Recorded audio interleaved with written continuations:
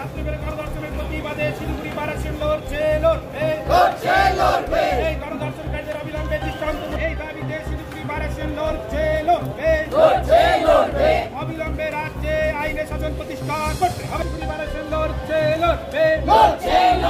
South Kolkata ল কলেজে আইনের ছাত্রীর উপরে গণধর্ষণকারীদের অবিলম্বে দৃষ্টান্তমূলক শাস্তি লড়ছে।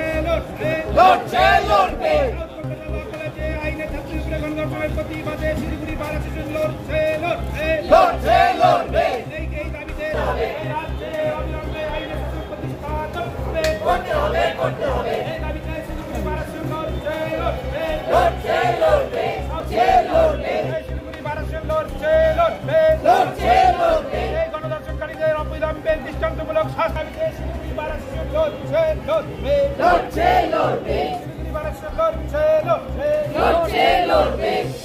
প্রতিবাদে আমাদের কর্মবিরতি চলছে।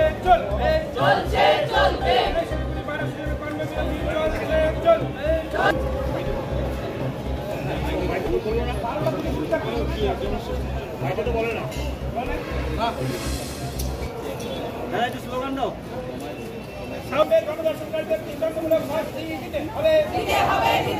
অবিলম্বে রাজ্যে আইনের শাসন প্রতিষ্ঠা করতে হবে।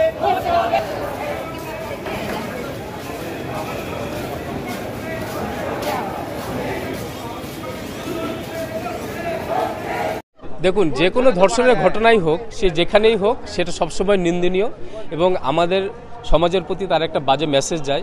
তাই আমরা সবসময় এই ধরনের ঘটনার তীব্র প্রতিবাদ করি এবং তীব্র নিন্দা জানাচ্ছি।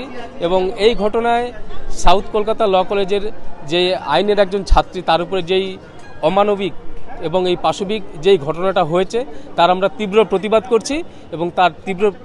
করছি এবং তার সাথে আমরা আজকে এই র্যালিটা বের করেছি। আমাদের একটা ধিক্কার মিছিল আমরা জানাচ্ছি যে এই ঘটনাটা হয়েছে, সেই মেয়েটি যেন তার সুবিচার পায়। সন্দীপ দাস, সেক্রেটারি, শিলিগুড়ি।